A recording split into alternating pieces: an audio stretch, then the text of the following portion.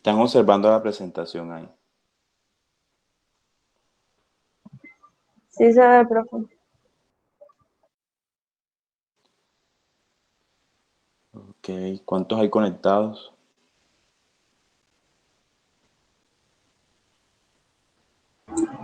Dieciocho.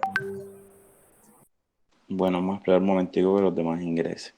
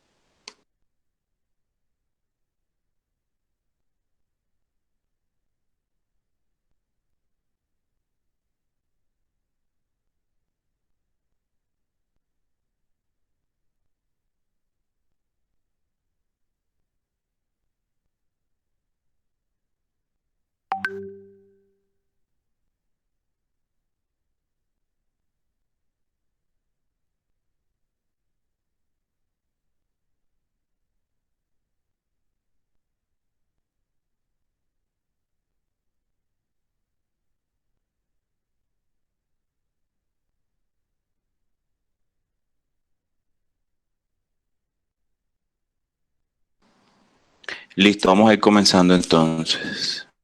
Eh, mm, mm.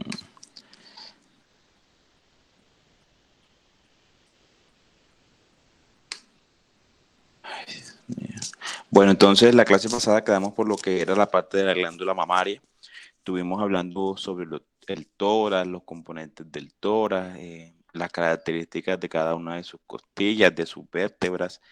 Ahora vamos a iniciar el tercer corte hablando entonces un poco sobre la glándula mamaria.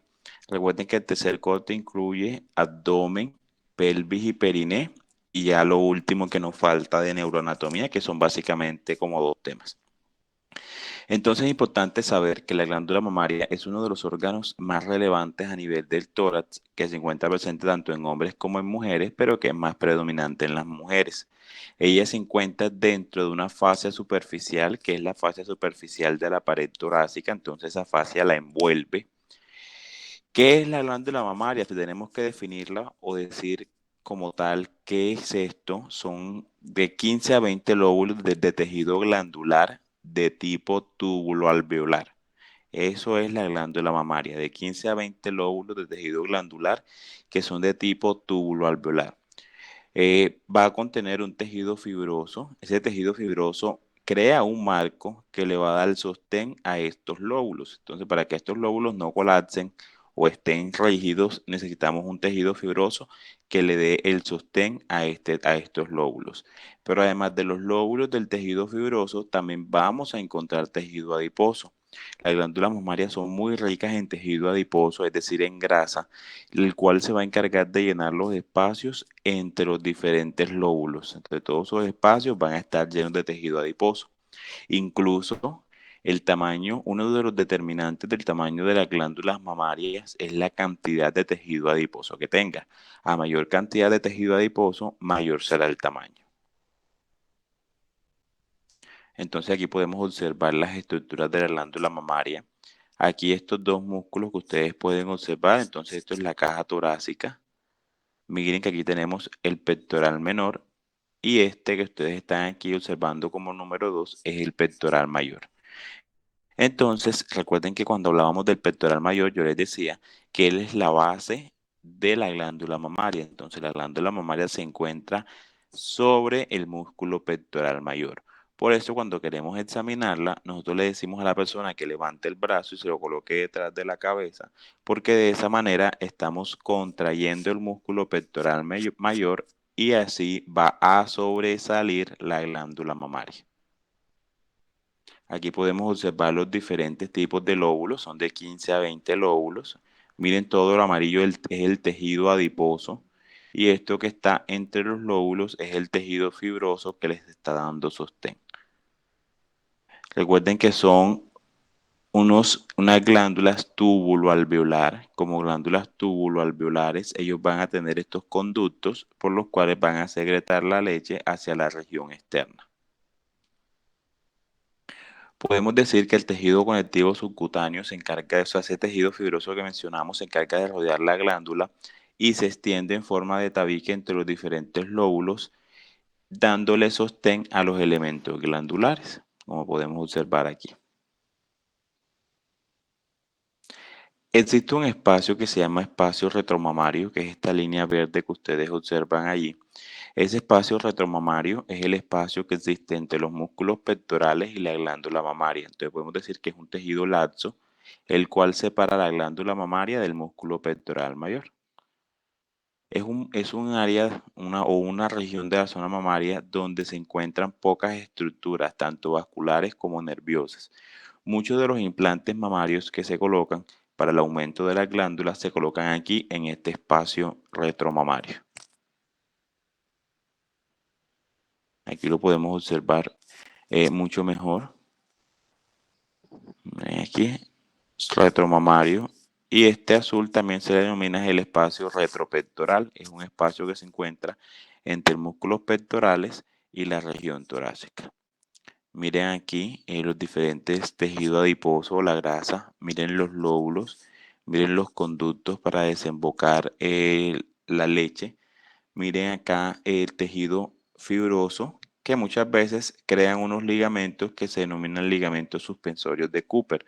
Entonces estos ligamentos suspensorios de Cooper son tejidos fibrosos que se encargan de darle sostén a los diferentes lóbulos. La glándula mamaria tiene una prolongación, mírenla aquí, una prolongación del tejido adiposo que se denomina cola de Spencer. Entonces la cola de Spencer decimos que es una prolongación de la glándula mamaria que se encuentra en el borde inferolateral del pectoral mayor y se dirige hacia la axila. Entonces esta es la glándula mamaria y esta es la prolongación de la glándula mamaria, la cola de Spencer, que va hacia la axila. ¿Por qué es importante esto? Porque durante los diferentes tipos de ciclos menstruales, las mujeres experimentan aumento del tamaño de la glándula mamaria por los estímulos hormonales que ellas tienen durante este periodo. Y eso puede ocasionar que también la cola de Spencer aumente su tamaño y se vuelva dolorosa. Entonces las mujeres les van a referir a ustedes, les van a decir que ellas sienten un dolor y una masita debajo de la axila, pero si ustedes la evalúan, se van a identificar, ojo, pero un dolor, una masita debajo de la axila, como una cola cuando tiene la menstruación. Entonces ustedes pues la palpan y anatómicamente recuerdan que la cola de Spencer se prolonga hasta la axila y que durante los periodos menstruales ella aumenta su tamaño y se vuelve dolorosa, pues ya saben que no es nada maligno. Entonces, en cuanto a las generalidades, podemos decir que una mama típica tiene un cono, que es la base circular, que puede llegar a medir de 10 a 12 centímetros de diámetro y puede tener de 5 a 7 centímetros de espesor, que vamos a encontrar una prolongación axilar que se denomina cola de Spencer, que en las nulíparas, que son aquellas mujeres que nunca han tenido partos vaginales, las mamas van a ser firmes, y en las multíparas las mamas van a ser péndulas.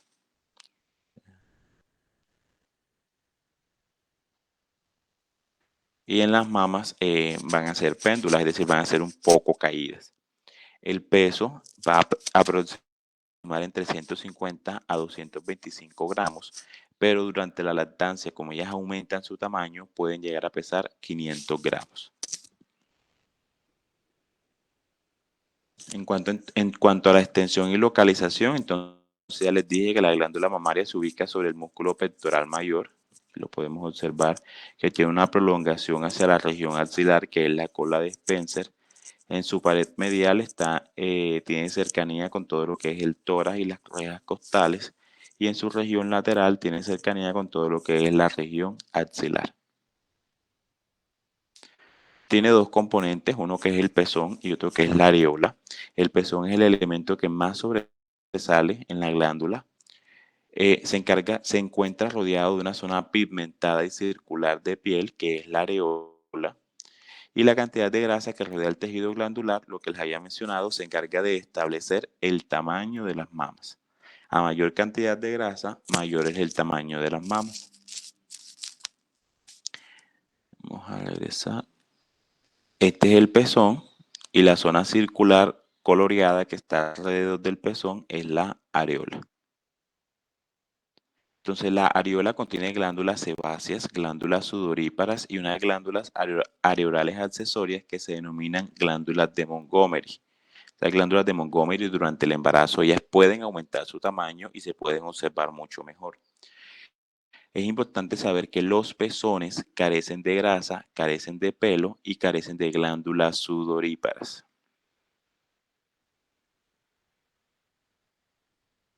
Entonces es importante saber que la glándula inicialmente se forma por unos esbozos que van a originar los 15 a 20 lóbulos que tiene cada tejido glandular. Entonces la glándula es como tal esos 15 a 20 lóbulos de tejido glandular.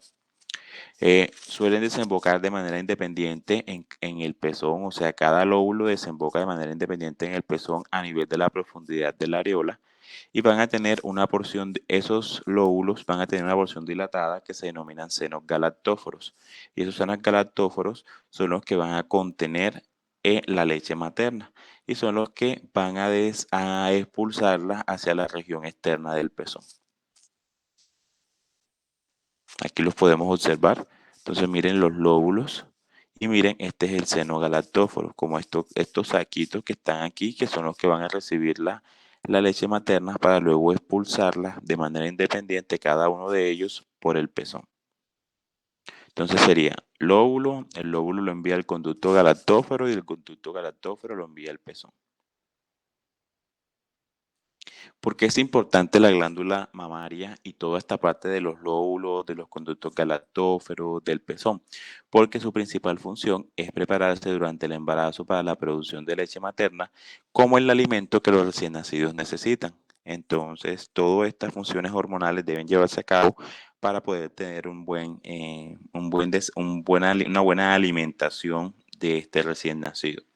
Entonces, para eso deben existir unos métodos adecuados de succión en cuanto a recién nacido para que puedan tener una buena producción de leche materna y no pase lo que vulgarmente dicen por allí, que es que no les sale la leche. No es que no les salga, porque todas las glándulas mamarias se preparan 9 meses para este momento, sino que no lo hacen de manera adecuada. Por ejemplo, este método, que es el incorrecto, miren que el bebé solamente tiene el pezón introducido en la boca. Eso no va a estimular la producción de leche materna porque lo que tienen los estímulos nerviosos es la areola. Entonces acá el método correcto es que la boca del bebé entre en contacto con la areola y de esa manera se estimula la areola para la contracción y expulsión de la leche materna. Es decir, el bebé no es que succione como tal el pezón, Él simplemente debe tocar la areola y de esa manera va a estimular la producción de leche.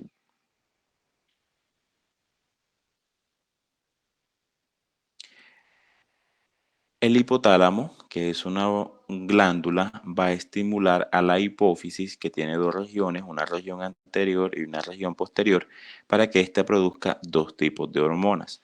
La región anterior de la hipófisis va a producir la prolactina, que es la encargada de la producción de leche durante la lactancia materna. Y la hipófisis posterior o pituitaria posterior va a producir oxitocina, la cual se va a encargar de la secreción de la leche de los conductos galactóforos. El extremo del pezón tiene numerosas terminaciones nerviosas, tanto sensitivas, libres como el corpúsculo de Meissner. En cambio, la areola tiene menor cantidad de estas terminaciones sensitivas. En ausencia de succión, la leche cesa. Ahí sí, si la madre no está en constante, si no está constantemente amamantando el bebé, esto va a ocasionar que la leche que ella tenga se vaya disminuyendo la producción porque no hay un estímulo que desencadene la respuesta nerviosa. Y durante la menopausia, pues todas las glándulas mamarias se empiezan a atrofiar. La principal vascularización de la glándula mamaria está dada por la arteria torácica lateral. Entonces, esta arteria torácica lateral es la encargada principalmente de la irrigación de la glándula mamaria. Esa torácica lateral también van a encontrar en algunos libros que se denominan mamaria interna.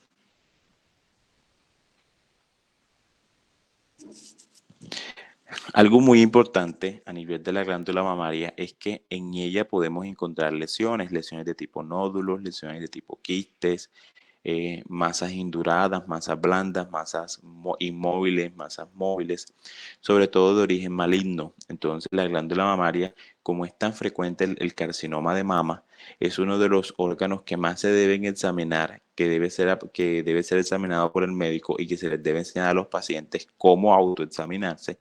Para eso, una técnica muy fácil es que la dividimos en 4 cuadrantes. Como punto de referencia el pezón, entonces se divide en 4 cuadrantes, 2 superiores, 2 inferiores, los que están cerca de la línea media y los que están cerca de la línea axilar. Entonces, el cuadrante superior interno es el que está arriba y cerca de la línea media, y superior externo es el que está arriba pero del lado de la axila. Inferior interno es el que está en la parte inferior cerca de la línea media, e inferior interno es el que está abajo cerca de la axila. Entonces, por ejemplo, si ustedes tocan una masita aquí en el cuadrante superior externo, ustedes especifican. Se localiza masa indurada, inmóvil a nivel del cuadrante superior externo. Como el carcinoma de mama es una patología tan frecuente y muchas veces de mal pronóstico si no se detecta a tiempo, recuerden que yo les había comentado que los carcinomas, es decir, los cánceres de tipo maligno, se diseminan mediante 3 vías. Una hematógena, es decir, por la sangre, otra linfática, es decir, por los vasos linfáticos, y otra por contigüidad, es decir, se adhiere a los órganos vecinos. Eh, el carcinoma de mama hace metástasis, es decir, viaja de un órgano hacia otro, sobre todo por flujo linfático. Entonces, por eso debemos conocer los vasos linfáticos de la glándula mamaria, porque si tenemos un carcinoma en la mama, entonces al conocer hacia dónde es su drenaje linfático, podemos sospechar hacia dónde va a realizar los diferentes tipos de metástasis. Entonces recuerden que los vasos linfáticos son canales delgados y diminutos que transportan material de desecho y células del sistema inmunitario en un líquido que se llama linfa. Ese líquido se va a distribuir por todo el cuerpo, llenando los espacios intersticiales de las células y desembocando en pequeñas estaciones llamadas ganglios linfáticos hasta terminar en la circulación venosa sistémica. Conocer el flujo linfático de la mama es esencial para comprender la fisiopatología del órgano, ya que es la vía principal de drenaje linfático de la mama. La principal vía de drenaje linfático de la mama va a pasar a los ganglios axilares, es decir, de un 100% de la linfa de la mama, un 70% se va a ir hacia la axila, hacia los ganglios axilares.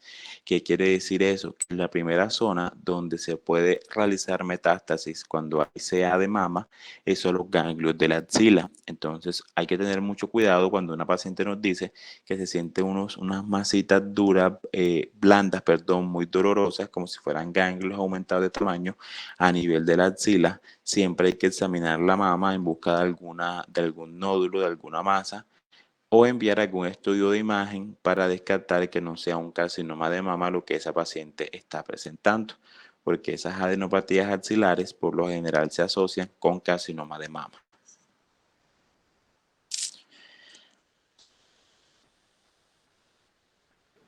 Entonces esto es lo que les mostraba, por ejemplo, si... Dime. Una pregunta. Mientras la mujer esté pasando por el ciclo menstrual y refiera que pues esas masitas le duelen, se puede como asemejar a las glándulas que uno tiene y pues se le inflaman. No son glándulas, ahí lo que puede pasar es que algunos ganglios o algunas prolongaciones de la cola de Spencer durante el ciclo menstrual, ellos pueden aumentar de tamaño. Por eso es que a las mujeres se les recomienda que no se realicen el autoexamen cuando tienen la menstruación, porque es normal encontrar algunas estructuras aumentadas de tamaño. Tiene que ser cuando salgan de la menstruación. Ok, profe. Listo.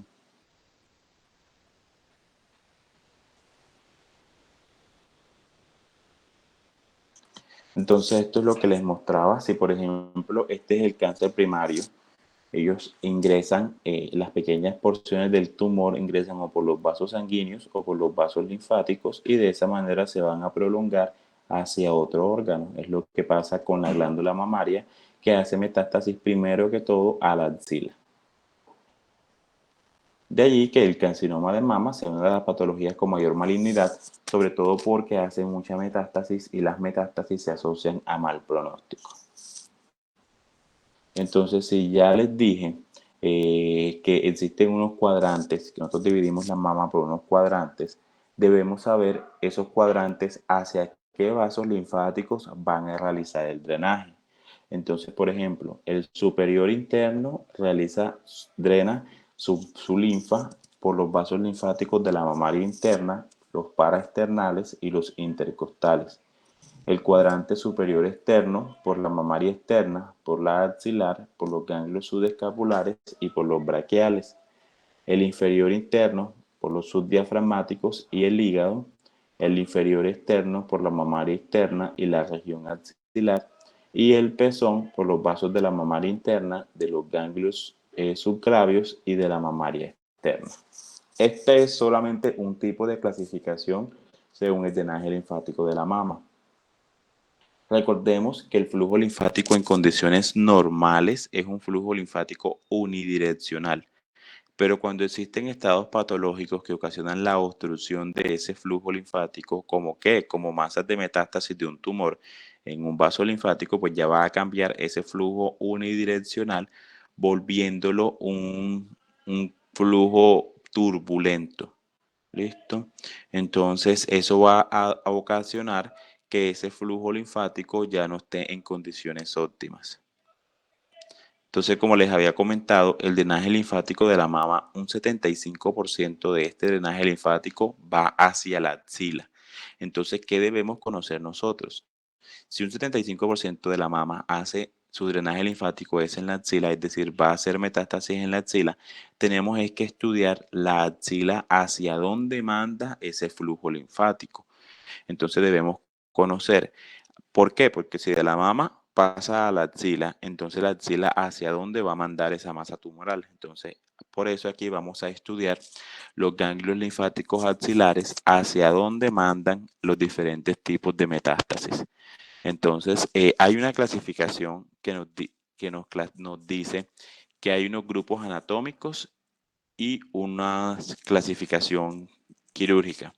Entonces, la clasificación quirúrgica nos dice que hay un grupo que se denomina grupo de la vena axilar, que también en la clasificación quirúrgica se llama grupo lateral. En la clasificación anatómica se llama grupo lateral y en la clasificación quirúrgica se se llama el grupo de la vena axilar. Entonces el nombre de arriba es el quirúrgico, el de abajo es el anatómico. Entonces nos dicen que este grupo de la vena axilar o grupo lateral es un grupo de 4 a 6 ganglios que se ubican delante y por detrás de la vena axilar y que reciben la mayor parte del drenaje linfático de las extremidades superiores, excepto un ganglio que se llama ganglio deltopectoral o infradeltapectoral, que ahorita vamos a hablar de él para decirles dónde drena. Pero básicamente el grupo de la vena axilar o grupo lateral, entonces son de 4 a 6 ganglios que se ubican delante y por detrás de la vena axilar y que reciben la mayor parte del drenaje linfático de la extremidad superior.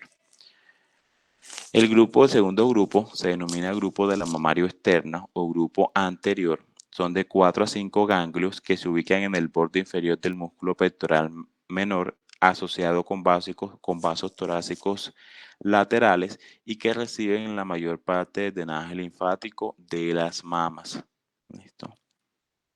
El grupo escapular o grupo posterior consiste de 6 a 7 ganglios que se ubican en la pared posterior de la axila en el borde lateral de la escápula.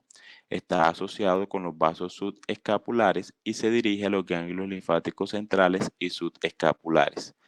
El grupo escapular o posterior reciben la linfa de la cara inferolateral del cuello, de la cara posterior del tronco hasta la cresta ilíaca y de la cara posterior de la región del hombro. Estos son los otros tres grupos. Tenemos el grupo central, que consiste de 3 a 4 ganglios que se ubican por detrás del músculo pectoral menor. Reciben linfa de los tres grupos anteriores y de los tres que acabamos de mencionar acá y de los vasos linfáticos aferentes. El subclavicular o grupo apical son de 6 a 12 ganglios localizados detrás del borde superior del músculo pectoral menor y arriba del dicho borde. Recibe la linfa de forma directa o indirecta de todos los grupos anteriores. Y el último grupo, que es el de Rotter o grupo interpectoral de Grossman, es de 5 a 4 ganglios que se ubican entre los músculos pectoral mayor y menor y se asocia con las ramas de los pectorales de los vasos toracoacromiales. Entonces, esta clasificación que les acabo de mencionar, esto se lo tienen que aprender, porque deben saber cada grupo dónde va a drenar o qué linfa está recibiendo. Esto es algo que es exclusivamente de memoria. Entonces, se los dejo allí para que lo estudien. A ver, Tigre del Desierto, lee ese caso clínico.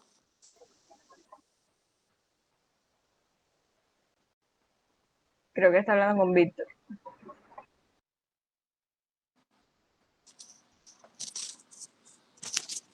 ¿Cómo es que se llama el Tigre del Desierto? ¿No es Víctor? Víctor, sí, señor. Es Víctor, sí. Bueno, ¿dónde está Víctor? No me digan que no entró. Abandonó la reunión. Bueno, me parece perfecto. Profe, acaba de entrar. No, ya se unió ya. Ahora sí, es que no me dejaba conectar el micrófono porque, yo qué sé, Meet. Bueno, continuando, y no, Tigre del Desierto. Vamos a ver el caso clínico donde encontramos una mujer de 25 años, nurigesta, con menarquia a los 14 años, antecedentes médicos, escoliosis y pectum. Doctor, ¿cómo sería eso? Excavatum. Muchas gracias. Excavatum consultó el 25 de abril del 2006 de urgencia por un endurecimiento en la mama y telorragia. Había notado un nódulo hace un año. En la ecografía mamaria no se dieron alteraciones entonces. Ahora en las mamografías, lesión en el cuadrante superexterno, CSE, y lesión en el cuadrante. Lesión en el cuadrante superexterno y en el cuadrante inferoexterno de la mama izquierda. No se identifican con claridad alteraciones a nivel de la lesión palpable, adenopatía específica en la axila. En la mamografía hay dos áreas extensas de las microclasificaciones. La primera, en la CC, que corresponde a la lesión más superficial. Superexterno. Que corresponde a la lesión más superficial y más fácil de palpar. Y la segunda, el cuadrante externo, más extensa. Las microclasificaciones tienen un morfología típicamente maligna. Ok, entonces es una mujer de 25 años, nunca ha tenido hijos, la menarquia hace referencia a la primera menstruación, fue a los 14 años, tiene dos antecedentes ahí de problemas óseos, una escoliosis y un pectum excavatum, que son problemas óseos, no tiene nada que ver con la mama. Consulta por un endurecimiento en la mama y telorragia. Telorragia es que por el pezón hay salida de sangre. Eso es un signo de alarma, porque normalmente las mujeres no tienen por qué salirle sangre por el pezón. Ojo, es común que las mujeres son las que tienen CA de mama, pero los hombres también tienen glándula mamaria y por ende también pueden desarrollar cáncer de mama. Entonces tampoco es normal ni que hombres ni mujeres tengan secreción de sangre por el pezón. Le hicieron una ecografía mamaria donde no se veían alteraciones, pero le hacen una mamografía donde identifican unas lesiones en el cuadrante superior externo y en el inferior externo. Miren algo muy importante que nos dicen que hay una adenopatía, es decir, hay un ganglio linfático aumentado de tamaño e inflamado en la axila. O sea que ya eso se asocia a mal pronóstico. Continúa, Víctor. El 28 de abril de 2006 se notaba un tumor que ocupaba toda la mama y en la axila, ganglios palpables. En la ecografía, lesión compatible con cáncer de mama, la citología por punción aspiratoria con aguja fina, es decir, PAAF, de la lesión del cuadrante externo de la mama izquierda. Es positiva para las células malignas del hábito epitelial compatible con carcinoma. La citología PAF, o sea, punción aspiración con aguja fina, de la adenopatía axilar izquierda fue positiva para células malignas del hábito epitelial compatibles con carcinoma.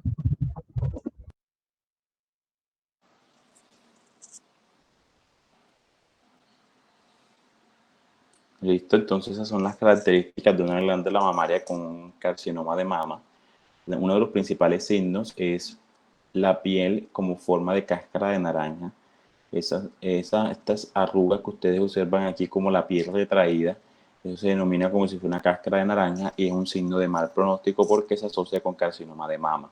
Existen otros signos o síntomas como el endurecimiento de la mama, una hendidura, erosión de la piel, enrojecimiento o ardor, fluidos desconocidos como sangre, protuberancias, una vena que esté demasiado sobresaliente, retracción del pezón, asimetría de las dos mamas, piel de naranja, que es esta que ustedes observan aquí, o un endurecimiento interno. Son signos que debemos enseñar a los pacientes, a nuestra familia, a nuestros conocidos, porque son signos que si identificamos a tiempo nos pueden llevar al diagnóstico temprano de un carcinoma de mama y esto va a cambiar, por supuesto, todo lo que es la parte del pronóstico.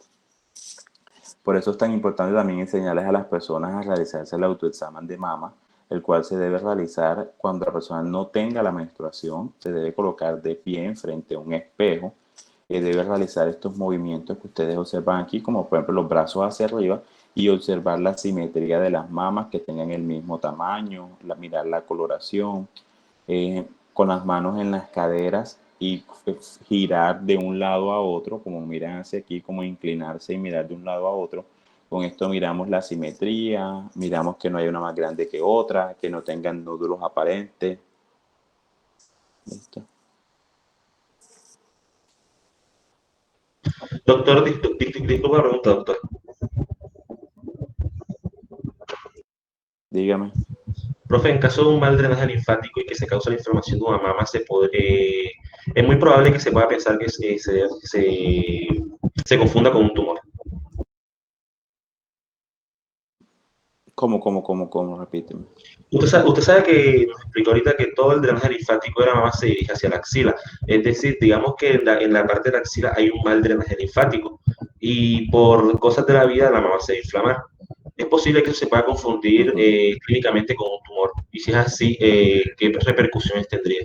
No, es diferente porque recuerda, tú diste anatomía conmigo, anatomía 1, y yo les explicaba y les hablaba sobre las adenopatías. ¿Qué característica tiene el aumento de los ganglios linfáticos? Que son dolorosos y son móviles.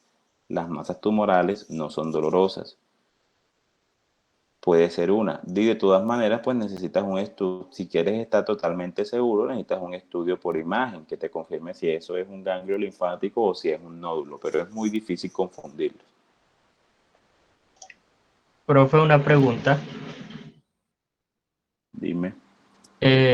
Ahorita en el caso clínico vi que pues lo primero que se tomaba en cuenta era la edad en la que se le empezó la menarquia a la paciente. ¿Qué información es lo que nos brinda el saber la menarquia? Y además, ¿por qué los No. hombres sí sufren pues, de cáncer de mama, pero aún así no es tan frecuente como en las mujeres? No, lo de la menarquia es porque tú siempre que interrogues a una mujer en busca de patología, sea a nivel vaginal, sea a nivel mamario, siempre tienes que saber sus datos obstétricos, ginecológicos, perdón, cuándo fue su primera menstruación, si sus ciclos son regulares, si son irregulares, cuántos embarazos ha tenido, cuántos partos ha tenido, es como más un requisito de la historia clínica. Y en los hombres, pues no es tan común, es menos prevalente, pero también se reportan casos por el tamaño, porque definitivamente la glándula mamaria del hombre está casi que atrofiada, pero persisten algunos tejidos funcionales y por eso es que no es tan común. Ah, Profe, disculpe, también se podría decir entonces que puede ser por el que empieza también lo de la carga hormonal, que pues, Exacto. Mira que a las niñas no les da cáncer de mama, ni antes de la primera menarquia tampoco tienen cáncer de mama. Es porque el cáncer de mama es un tumor hormonodependiente. ¿Qué quiere decir eso? Él se alimenta de las hormonas que la mujer produce. Entonces, de allí también hay una asociación fuerte en carcinoma de mama y las hormonas. Mira que en la menopausia tampoco se produce cáncer de mama. Es por el cese en la producción de estas hormonas. profe, yo le tenía una pregunta. Usted dice que, bueno, en el examen que se debe revisar que estén simétricas las mamas. Normalmente, bueno, yo he escuchado que las mamas nunca son del mismo tamaño. ¿Qué tan cierto es eso? No, es real, pero tú conoces tus mamas y tú sabes si tienes una más grande que otra. Pero entonces, si un día a otro tienes la que estaba pequeña, está más grande que la otra, ya tú sabes que eso no es simétrico. ¿Sí me entiendes? O sea, cada una de ustedes debe conocer sus mamas y debe saber cuál está más grande que otra. El día que de pronto ya se hagan el autoexamen y se miran en el espejo y ven que la que estaba grande está más grande y la que estaba pequeña sigue igual, pues ya eso no es normal. A eso me refiero con mirar la simetría. Y listo. Es como los hombres tienen un testículo más grande que otro, pero el día que tengan un testículo demasiado grande y el otro demasiado pequeño, o el que estaba pequeño está más grande que estaba más grande, pues eso no es normal y pueden tener un cáncer de testículo. A eso me refiero con mirar la simetría. profe, en caso de los hombres que hayan padecido o padezcan de ginecomastia son más propensos a desarrollar cáncer de mama. Sí, claro. Claro, porque tienen una glándula mamaria más grande y también productora de hormonas. Entonces también tienen mayor riesgo. Por eso es que el manejo de la ginecomastia es quirúrgico. Se debe retirar todo ese tejido mamario. Más que estético, es para evitar ese riesgo de cáncer de mama. Ah, comprendo, profe. Gracias. Porque tienes ginecomastia. No. Sino que pues Ya te operaste. yo no tengo, profe. Normal, eso no tiene nada de malo. No No, tiene sino que nada de malo. simplemente me entró Tienes la que curiosidad operarte apenas, ya. profe. Bueno, tienes que operarte porque no te puede dar la enfermedad de mama. Bueno, entonces cuando vamos a realizar eso es en cuanto primero a mirar, a la inspección. Y la segunda fase, que es la más importante, es la palpación. Entonces la persona con la yema de los dedos, que es la parte más sensible que tenemos, va a ir en forma de manecillas de reloj palpando todo lo que es la parte externa primero, luego la parte interna de la mama, cuadrante por cuadrante, en busca de alguna masa, de algún nódulo, de algo que normalmente no se sienta. De allí que sea un examen regular, porque si uno hace un examen regular ya sabe que tienes, aquí tenía algo y ahora ya no lo tiene, ahora tiene otra cosita. Todo eso es importante. Al final, el autoexamen termina a nivel del pezón y donde se va a presionar suavemente con los dedos el pezón como para mirar si hay algún tipo de secreción. Pues si no están lactando no tienen por qué tener secreción de leche, mucho menos secreción de sangre. Entonces, por ejemplo, si ustedes palpan este nódulo que mide 2.5 centímetros, ¿cómo lo describen? Primero, ¿en qué cuadrante se encuentra? Súper externo. Superior interno. Supero interno, porque miren que está casi a la línea media, Cerca en la de la axila línea acá. media.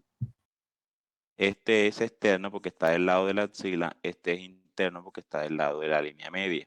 Entonces tienen que decir, se palpa un nódulo de 2.5 centímetros en el cuadrante superior interno a 6 centímetros del pezón.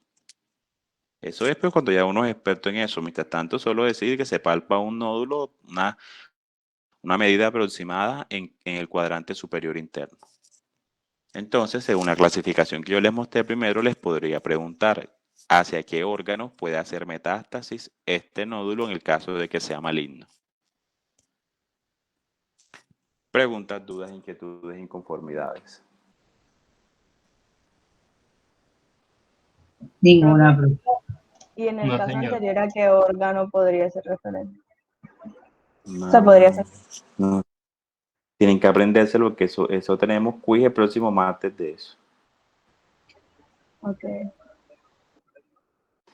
Eso, o sea, no es que sea competencia como tal de médico general manejar todo esto, pero es bueno que lo sepan, sobre todo desde el punto de vista anatómico. Ahora que lleguen a cirugía en séptimo semestre, que ya hablen como tal de carcinoma de mama, las metástasis a nivel de los diferentes órganos, pues ya sé, si ya ustedes llegan sabiendo esto, ya es poco lo que tienen que estudiar.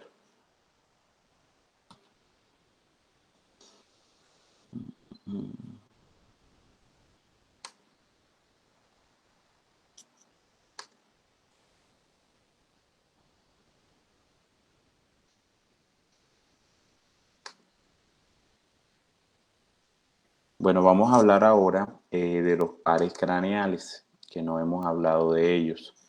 Y desde ahora les voy diciendo que entonces en grupos de 3 tienen que hacer un trabajo para la próxima clase. Ya les explico en qué consiste el trabajo.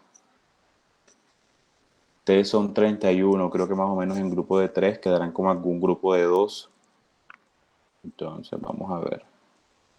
3, 4, 5.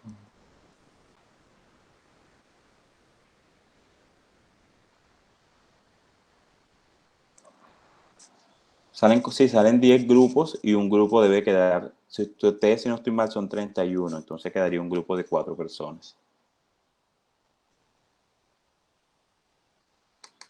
¿En qué consiste el trabajo? Bueno, esperen un momento, porque no sé por 3. Perdón, porque es que son 12 pares craneales. Entonces la idea es que cada grupo tome un par craneal. Entonces si lo hacemos de 3, 12 por 3 son 36. Entonces no, tiene que ser, porque sobran, son muchos, 36, tendría que ser. Algunos grupos van a quedar en parejas y otros grupos van a quedar de 3. Así sería. Porque si lo hacen en pareja serían 24. Nos quedan faltando 7 estudiantes. Y que quedan sin tema.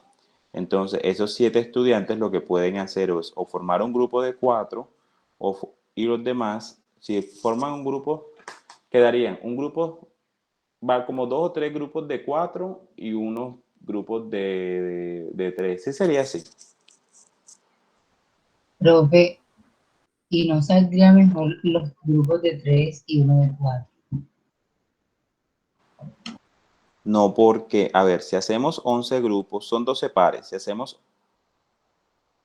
11 grupos, perdón, sí, 11 grupos de 3 son 33 estudiantes.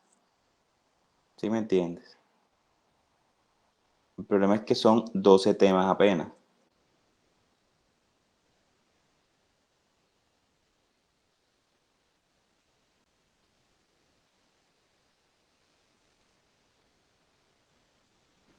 ¿Cuántos somos, profe?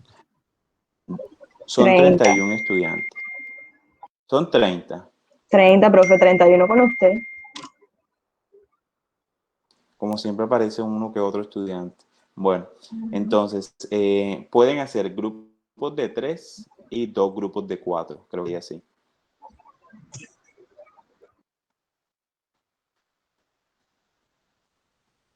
Bueno, ustedes se organizan ahí. La idea es que son 12 pares, entonces no pueden, tienen que quedar los grupos completos, pero tampoco va a quedar ahora entonces un grupo de 5 y un grupo de 2. La idea es que queden más o menos parejos.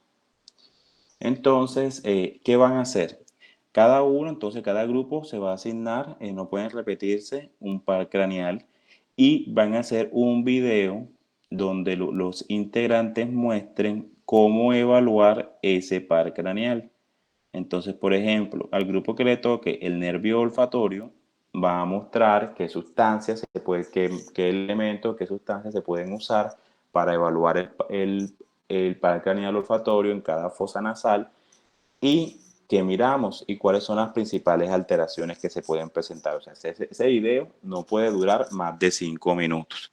Eso es algo muy preciso, muy conciso, que sea de buena calidad, buen audio y todo lo demás. Y lo vamos a proyectar el próximo martes. ¿Sí me entendieron lo que van a hacer?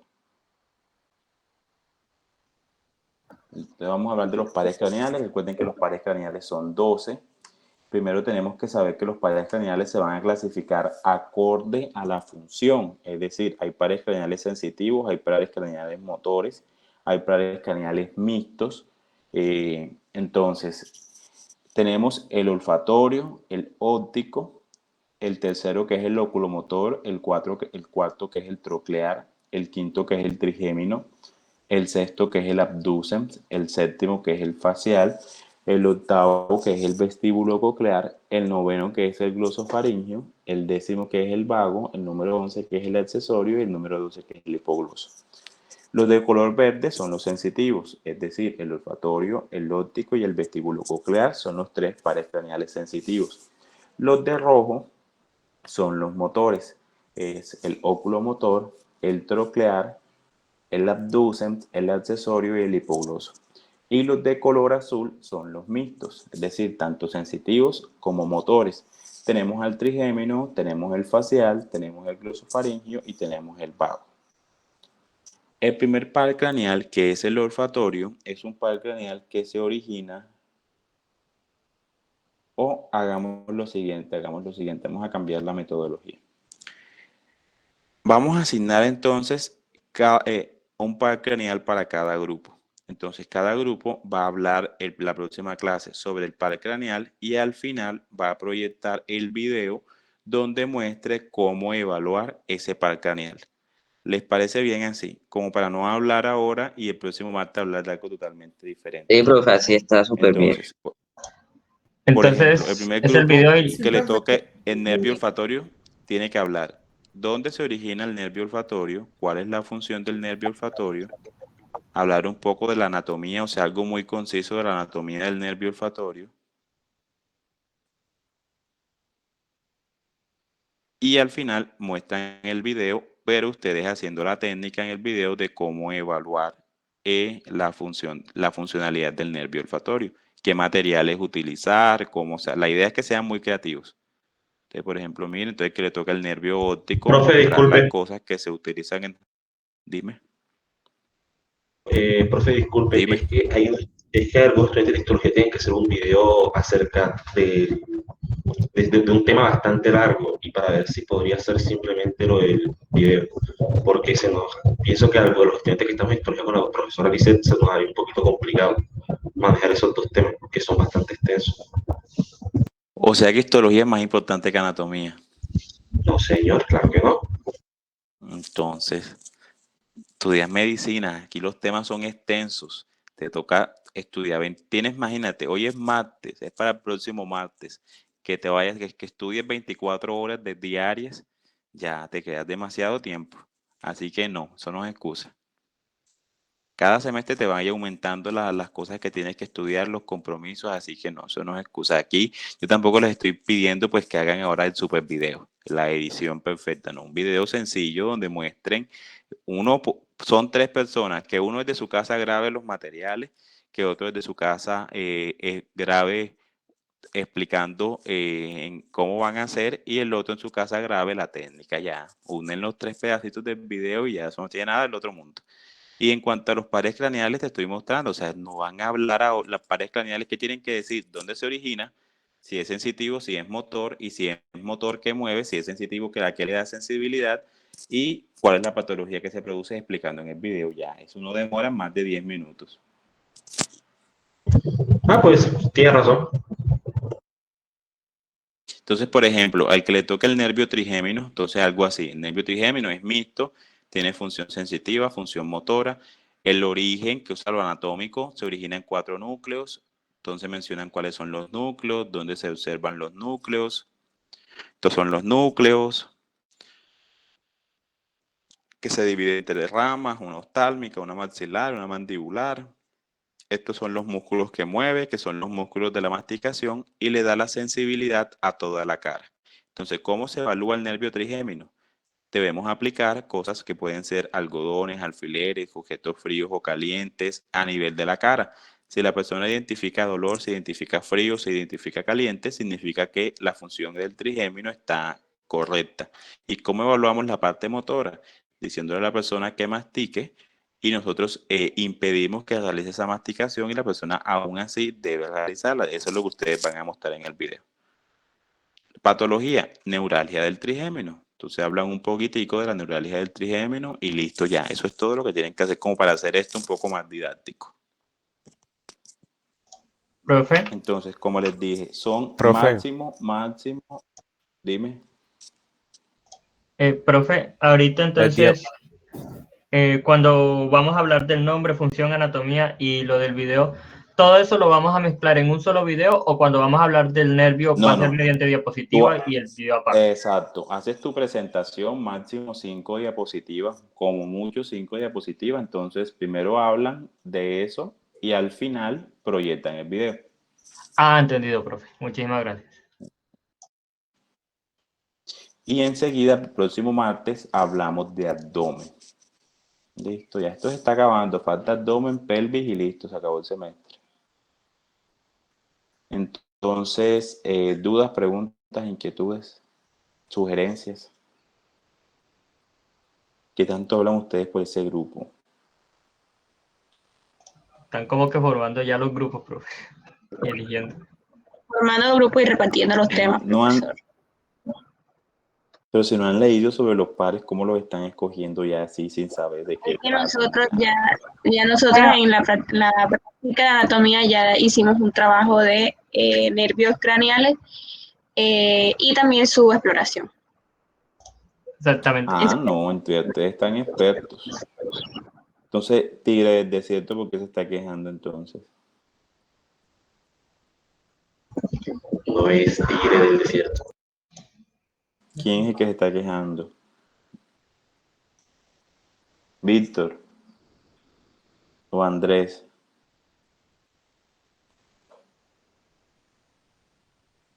Bueno, listo. Entonces, trabajamos abdomen en la próxima clase. En 15 días, pelvis y periné. Y ya, creo que terminamos el programa. ¿Dudas, preguntas? Profe, y las diapositivas nos podría hacer favor de subirla a Canva. Sí, ya se las mando. Y les voy a ir mandando unas imágenes de abdomen para que las vayan realizando. O sea, tienen que colocarle, es un trabajo donde ustedes tienen que colocarle el nombre a unas estructuras señaladas, como para que las vayan teniendo y las vayan, ahora que tengan tiempo, las vayan estudiando para que dentro de 15 días realicemos un taller con esas imágenes. ¿Listo? Ah, listo, profe. ¿Dudas, preguntas, inquietudes? Profe, básicamente es origen, función y anatomía de los nervios. Función. Primero decir si es sensitivo, motor o mixto. Luego que Ajá. dice si es sensitivo, motor o mixto, tienes que hablar un poco de su anatomía. Entonces, en la anatomía va el origen, en qué parte del cerebro se origina ese par craneal. Y luego, ¿cuál es la función? Por ejemplo, si dices que es sensitivo, pues decir a qué parte del cuerpo da la sensibilidad. Si es Pero, motor, o sea, a qué músculos mueve. todo eso es lo que va en el video, ¿cierto? No, eso va en las diapositivas. En el video Ok. solo vas a mostrar cómo explorar, cómo examinarlo, si está bien o si está mal. Eso es lo que vas a mostrar en el video. En el video, profe, deben aparecer cada uno de los integrantes haciendo algo, ¿cierto? No puede uno dividirse, por ejemplo, de que si es un grupo de 4, 3 aparecen en el video y el otro expone lo otro. Como les quede fácil, pero la idea es que los 4 aparezcan. Entonces, uno puede explicar cómo evaluarlo, uno puede hablar, otro puede salir en el video haciendo las cosas. ¿Sí me entienden? Ustedes, como ustedes tengan la creatividad. Listo. Al mejor video lo voy a eximir de una actividad que voy a hacer. Perfecto. Listo. Bueno, entonces nos vemos el próximo martes, 6 a.m. por el mismo canal, a la misma hora. Nos vemos. Espero subirles la nota esta noche o mañana temprano, porque no me han pasado todavía sus notas de la práctica. Entonces, apenas tenga la nota de la práctica, las computo, se las envío para que las verifiquen y luego las subo al sistema. Ok, profe. Listo, profe. Muchas gracias.